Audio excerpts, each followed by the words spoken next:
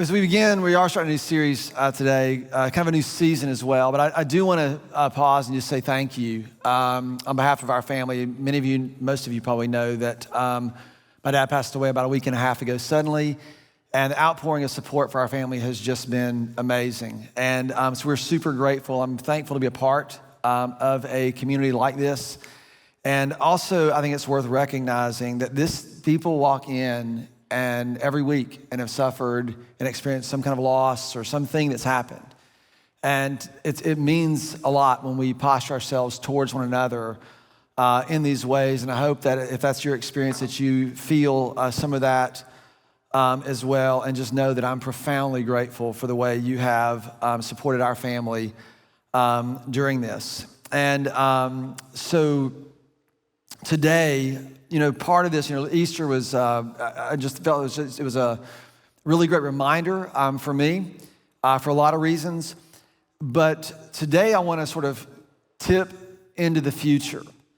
As we've been thinking about this, what we're going to do post-Easter and how we're going to approach our church post-Easter, obviously we invited people to come back, not so we could just continue to sort of build some kind of attendance model, but I really believe that, we've been saying this really since COVID. When COVID hit, I remember very, very vividly, everybody going, we got to get back to normal. And around here we just said, we're not going back to normal. We're not going back to anything. This is something's happening in the future. And it's taken the better part of these 3 years to start to get a glimpse of that. And so I want to begin to tease this out and give us vision for what I think is going to be required of the church. I think this is really one of the places where the church actually gets to be the church in some profound ways in our culture as things continue to sort of pull apart, become more divisive. I think there's a distinctiveness that the church has and is intended for that will be refreshing and beautiful for the world around us. So the series is called Radical.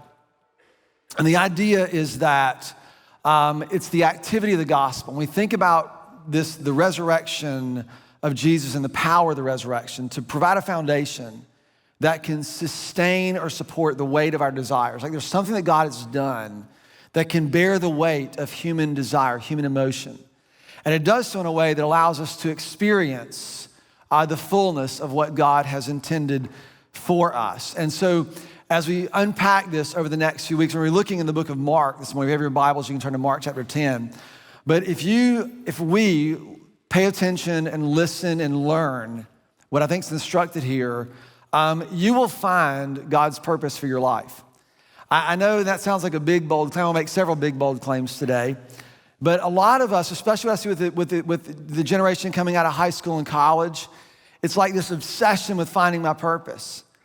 And it's like this thing that if you can just find your purpose, then you'll be happy. And so everything that, pick the right major, pick the right job, pick the right college, pick the right this, make sure you do everything right, and then you'll find your purpose. And I think it's much more available and much simpler than that. And the problem is that a lot of us, when we hear something like, if you listen and learn, we learn together in this series, you'll find God's purpose, you immediately start to think, what do I need to do in order to get that? And so as we kind of unpack today, I want to show you a couple of different models that we use. There's actually 3 of them. I'll get to that in just a minute. But there's a way in which the world operates, the way in which we've been instructed, really not even instructed, it just happens. Then there's something else that God wants us. One has to do with what we're going to do. The other has to be to do with what we're going to be. So like in this model up here, what we try to do is we figure out what is required of us. What do we need to do in order to get what we want? So if we want to find our purpose, that's what we want to get, then we'll figure out what we have to do in order to do that, and we'll do it well. If we want to, be happy, if we want to get happiness or satisfaction, we'll figure out what we need to do to get that, and then we'll try that. And then what we do once we get it is we hold on to it, and we try to hold on to it. We arrange our lives and work to hold on to it. Even when we read stories in the scriptures, right? Like Jesus said, I have come to give you life to the full. We go, oh my gosh, I would love life to the full. What do I need to do in order to get that? And so everything about us is trying to figure out what we need to do in order to get what we want, and then we get it, we hold on to it. And we grip it tighter and tighter and tighter and tighter. And the more things that you get that you want, the more likely you are to hold on to them and cling to them even more so. And we do this at the expense of our own soul, and I believe at the expense of the way we're actually created to live. I think, and this is what you've heard me talk about a lot, but there's a process that actually defies all this, and it's the process by which we become. And the process goes like this. Many of you know this. It starts with what you encounter, what it is that you see, what it is you behold, what it is you collide with, an encounter. Whatever happens out of those forms and shapes us. It affects who we are, and then out of that place, our lives are simply an expression of who we are. And so my premise in this is that you're gonna listen to the words of Jesus a lot of times and what the scriptures teach us. We're gonna try to figure out how to do them so we can get this thing we're after, and we're gonna live in the wrong system. What we wanna be able to do is to encounter God in such a way. We wanna encounter who Jesus is in such a way, Jesus himself in such a way that actually shapes us. This is really, really important. You and I as human beings, you've been created to bear God's image. That is the essence of what it means to be human. And so when I began to kind of think about this, I was writing in my journal, sitting on my deck last Tuesday, and I was just writing down some questions. And so I'm gonna just inflict on you some of my journal entries for the next few minutes. But I just began to pause because I've been thinking about this a lot, this idea there's a foundation that will support the weight of human emotion. There's a foundation that can support and bring fulfillment to the human experience. So I just began to ask myself a series of questions. What is the fullness of the human experience? What would it be like for you to live or to experience the life you want? What would it be like to have a full life, to experience that for yourself? How do we leverage our lives to get the things that will bring us a deep sense of satisfaction? Like, because right now, everybody's giving their lives to something, right? That's gonna bring, how do you leverage your life towards the things that are gonna bring us this deep sense of satisfaction? What would that mean for the way in which or for what we do with our lives? What would it mean for the things that you pursue and do, the activity of your lives, if that fullness was available? And then lastly, is what is it that we would give our lives to in order for this to be a reality?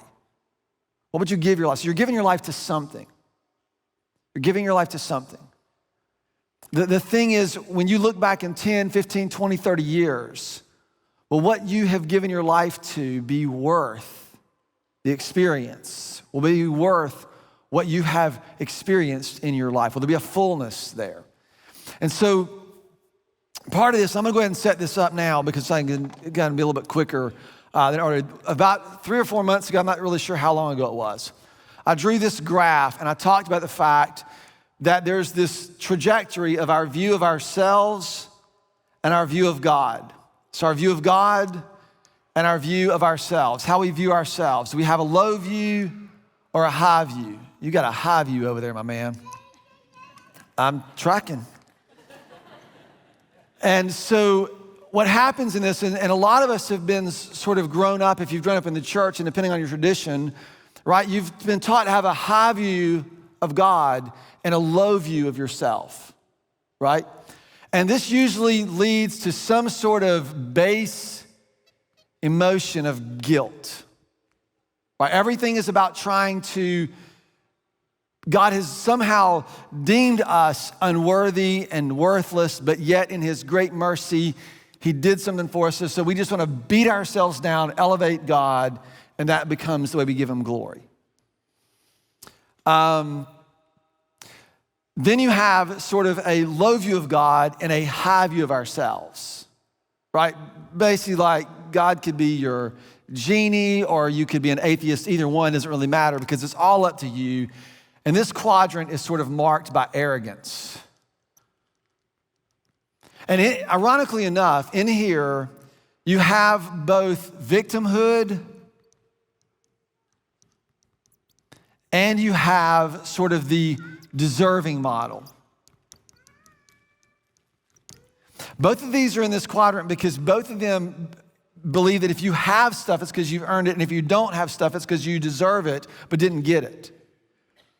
So both of these live over here. They're a low view of God and ultimately have to have some view. Then it just progresses backwards. Over here, this is sort of marked by despair or what you might call empty. And then up here, what we said is if we could come to believe, and I don't mean a high view of yourself like you're cool.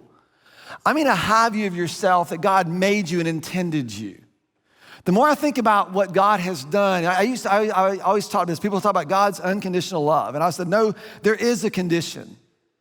The condition is that God made you, and therefore you are worthy of his love, right? That he created you with that. To bear his images, to receive what he's done. There's nothing wrong with this. It's to really understand this and then to have a hugely high view of God. And as you move in this direction, what you'll find over here is what I think we would call full life. So that's the way I want us to think about this. Because there are a couple of foundational assumptions that I want to give you. Again, this is from my journal and kind of reflecting on this over the past, 5, 6, 7 years. But the first thing is this: if you assume that we've been made by God and for God, right? If that's something you can say, okay, I believe that. And these are a couple of assumptions then I want for us to sort of put out there. The first one is this: that God's love is the only sufficient source for human relationships. Now, I want to be really clear. I recognize there are lots of other ways in which we can find sufficiency in human relationships. You can like how someone makes you feel. You can like what they do for you. There's all kinds of transactional ways, but which are completely sufficient for human beings to operate with one another. What I'm suggesting is something deeper. For what we really want, the sense of fullness and freedom, is that God's love for us is the only foundation sufficient for human relationships. And that brings me to sort of the second idea, is that God's love is not only sufficient for human relationships, but it's also the only foundation that can support the fullness of human expression. Maybe said like this, that if you were made by God and for God, then you will not find meaning or purpose, the fullness of meaning or purpose in your life apart from him. That's what we're talking about. So those two things, and you can agree with them, disagree with them, but at least you know where I'm coming from and what I'm sort of putting out for us to think about this. Because what I think we need in our culture, what's happening is we need a radical reorientation. We have a culture that is inclined towards humanitarian efforts and service to others. Every company does it. People don't even buy coffee unless their purchasing of coffee goes to some good things, right? We have social entrepreneurship. All those things are prevalent, and all those things are good. There's nothing wrong with them. But we have an inclination that somehow that this idea of serving and servants and doing good things for others is really sort of an elevation of our own sense to feel good, right? It's what we need to do in order to get this satisfaction that we want. So it becomes a lot of do-gooding and a lot of things. So the question I'm gonna ask is, what do each of these quadrants do for our activity of servanthood, of serving one another?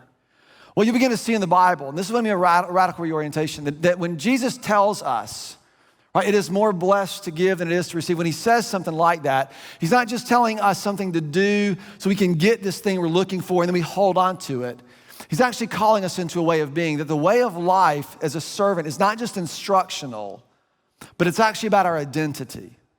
It's about who it is that we actually become. We've got to get our eyes down here to start to see, what did Jesus model? Who was he? And how does the reality of who he is shape us, form us into the image in which we've been created to bear?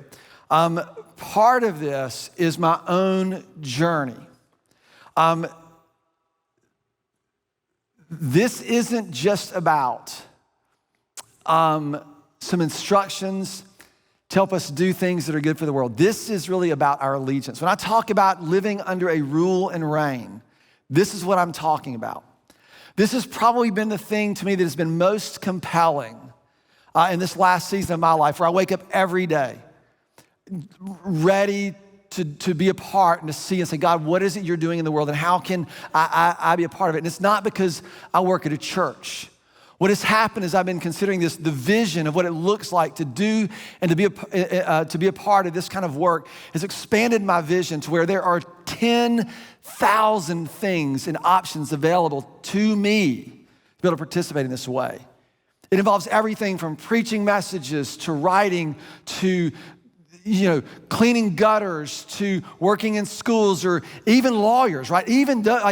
Everything sort of, I'm just kidding. Everything sort of fits into this this redemptive idea of what God wants to do. Because what I want you to feel like, I don't want you to feel like that somehow serving is about what you do in the church. We're gonna talk about that. But this modeling, this way of life is actually available to you in every single thing that you do, every single day of our lives. But it's about who we become. So that's where I want for us to begin in the tension. So what I'm gonna do today is do 3 things in the last 19 minutes and 7 seconds. Number 1 is I want you to feel a ton of tension today. I want you to feel the tension. I want you to feel the tension between this and this. I want you to feel the tension to hold on to your life and to recognize that. And then I want to there's another way that we're called to live. I'm gonna define service and what I mean by service to you. And then number 3 is I'm gonna try to put a bullseye around what I want for us to do as a response to this. So Mark chapter 10. What's happening in the book of Mark, this is, Jesus is already telling them that he's gonna die. And he's on the rise. His popularity is, he's got a lot of followers on Instagram. His TikTok's blowing up, all the things. And he's kind of at the pinnacle of this. And so he gets his disciples and he says, hey, I'm gonna be delivered over to the Pharisees and the religious leaders and the Roman government. They're gonna crucify me. I'm gonna be killed. And they're all like, Jesus, that's a bad idea. This is not how things work, right? If you're in power, you stay in power, you don't die. And so this is sort of what's happening, and they all feel this. And they all know how people are responding to Jesus. And so there's 12 disciples, you'll know this, right? One of them is gonna betray him. There's one that's kind of crazy, and he cuts off a dude's ear at one point in time. There's 2 brothers that are known as the sons of thunder. And so these 2 brothers are James and John. And so they show up and they have, they're gonna ask Jesus a question. This is in Mark chapter 10 in verse 35. Ironically enough, when Matthew records this story, he records the same story about the 2 disciples going to ask Jesus a question, except it's not James and John that ask the question, it's James and John's mom. This is like your mom going to talk to your boss about something, right? Y'all have seen this. Oh, listen, people have called the church like, I'm like, hey, look, man, your kid's like 32 years old. I'm not talking to your mom, right? But anyway, that's another thing. So Mark leaves us out, and this is how it reads, and we'll read this together. So James and John, the sons of Zebedee, came to him and said, teacher, they said, we want you to do whatever we ask you to do. This is a great approach to Jesus, because he's just sitting there going, can't wait to hear this. Jesus, we want you to do whatever we ask you to do. So Jesus just looks back and says, what do you want me to do for you? And they replied, we've been thinking about this. We want, let one of us sit at your right and the other at your left in your glory. And we're so humble, we don't even care who's at the right or the left, right? And think about this. So they see something is about to happen. Jesus is about to be in charge. His glory, right? That's what glory is. Glory is when you are in charge and you call the shots. And they're like, hey, we want to be in on this. This is how we think. This is how the world works. You get power, you hold power. That's what you do. And so this is what they're asking him. And then Jesus goes on, and you can imagine Jesus just sitting there thinking about this. And he looks at them and he says, you don't know what you're asking.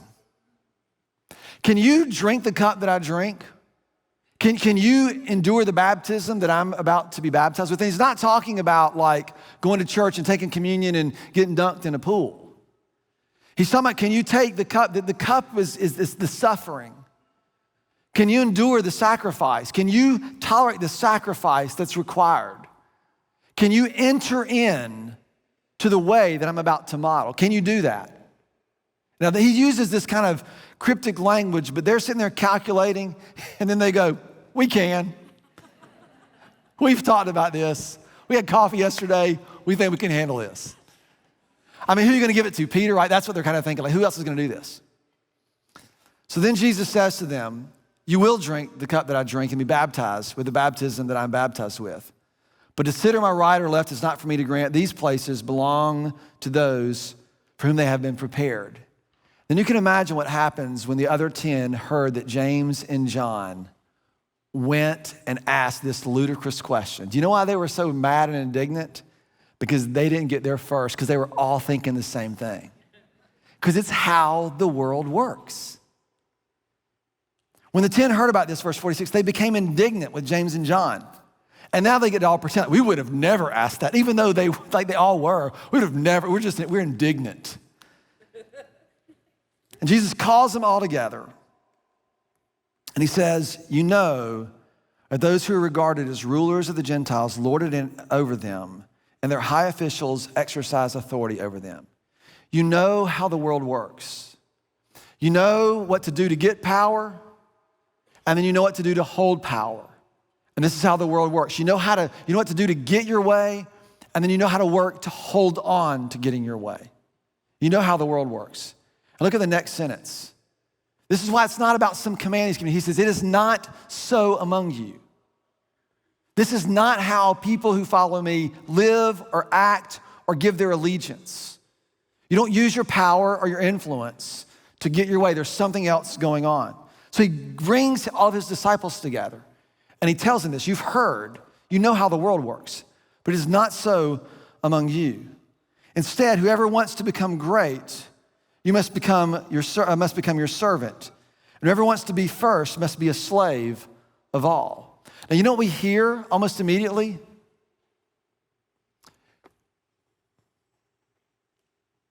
I want to be great.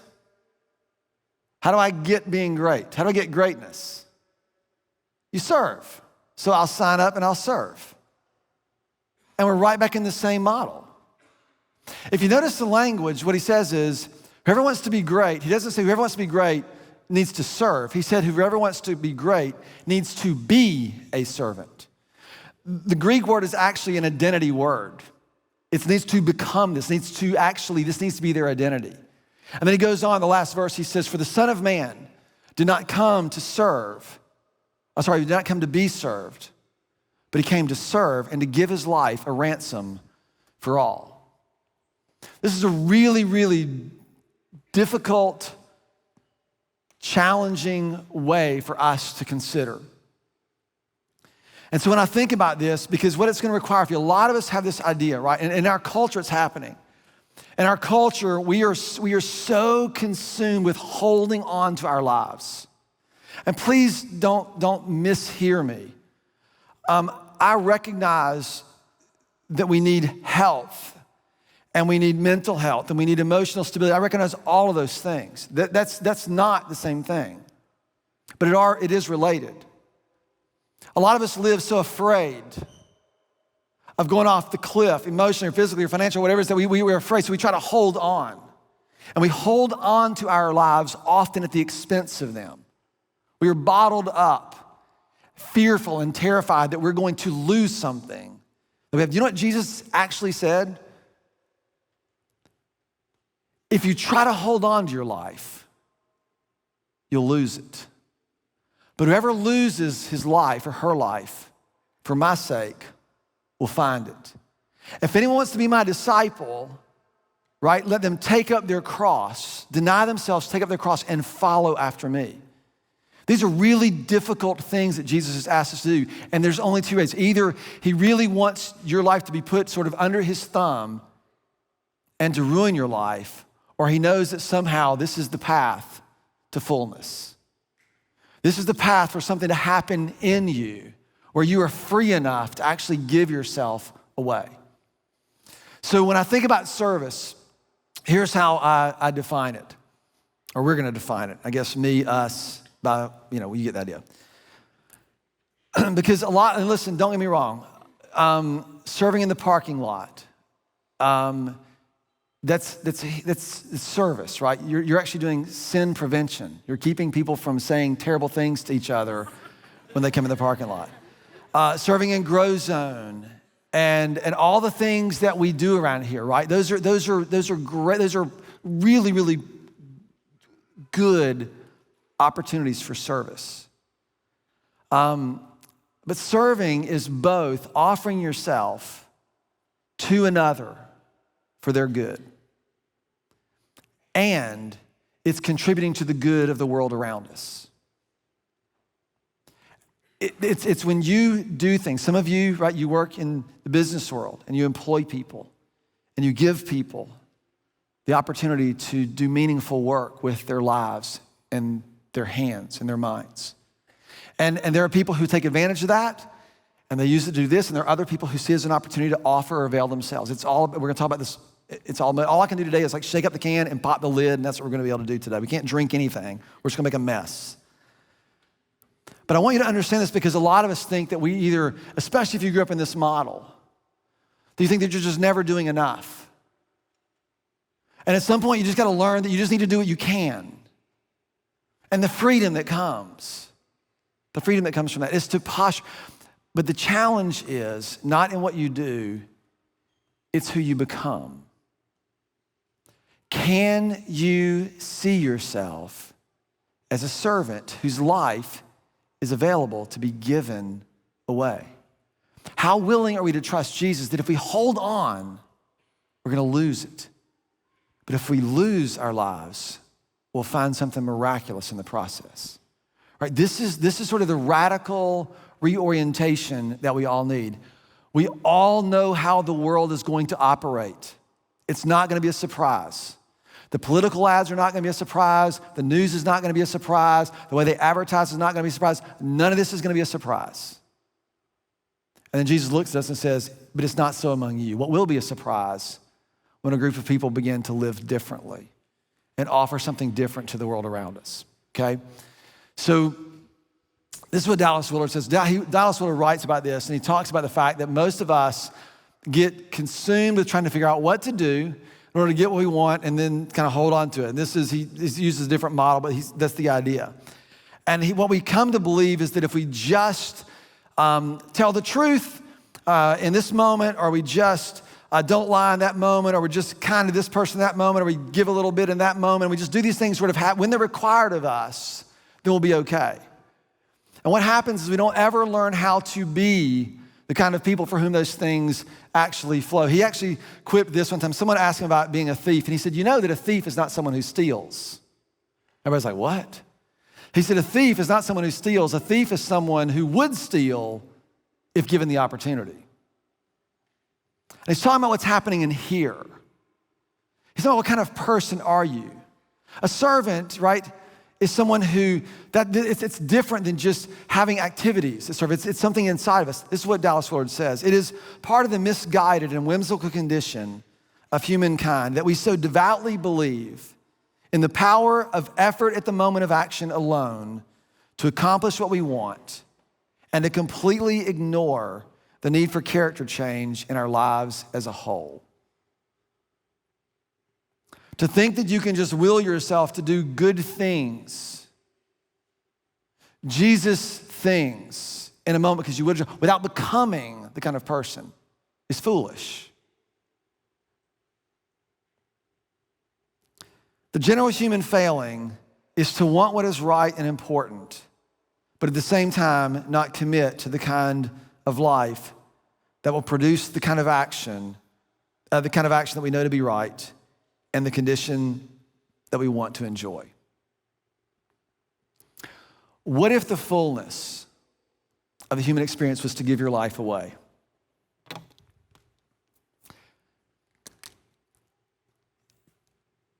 All of these do something to our posture of serving. If you have a low view of God, a high view of yourself, your posture of serving is usually pity. You feel bad for those people, so you should do something kind for them. There's a whole world full of that. Over here, what you have, if anything, is this sort of demand. And it really falls more on this side, but usually there's just not, we don't even feel worthy of this. Up here, you're usually trying to compensate to make up for the sacrifice that God has made, to do something to sort of assuage or alleviate the mercy that he gave you to do this. But over here, if you learn and you come to bear his image by the source of his life, you giving your life away in service actually just becomes authentic expression. If you want to be great, you've got to be something. You've got to be a servant. I know a few people who this is how their lives are arranged, not many. I'm learning. And I hope that we'll learn together. Because if what Jesus said is true, the greatness that awaits his people isn't how much power we leverage politically. It's not the things that we get done. It's the way we serve. It's the way we give ourselves away. We're going to see over the next few weeks, this isn't just a concession, and it's not simply a means to an end. People need service, so we're going to serve them. It's not an effective way to meet needs. Serving is actually an integral expression of the image of God. And so the bullseye, the goal for me and for us is that we would be full enough, we would live fully enough to give our lives away. That's the goal. And here's how it happens. By seeing and encountering the one in whose image you are being formed into. To stop and to spend time with God, to stop and to look into the eyes of Jesus and not try to cajole or get him to tell you what to do or to tell him, would you do would you do what I want you to do? And just look and gaze and encounter him and his will and his way in his heart such that it changes you. That's what has to happen in order for this to occur, right? How's that for the next season? All right? Okay. I'm going to pray for us. Father, all we've done is open up a can. And my prayer is that you would help us to see you, not to try and convince you that we're doing what we can, or if we had this, we would do more, but just to see you, to trust that where we are in this moment is sufficient for you to use, that where we are in this moment is sufficient for your grace and your mercy, and that we would posture ourselves to see you, to encounter you. And Father, our ask would not be for us to do more or for you to do more, but that our ask would be, Lord, would you let us encounter you in such a way that we become more like the kind of person that you've created us to be, and that out of that fullness would our lives be given away for the good of others and for the good of the world in which you long to redeem. And so I lift all this to you, Father, in the name of your Son, Jesus. We ask your help. We believe it's what you've promised. And I ask this in your Son's name, Jesus, who is our King. Amen.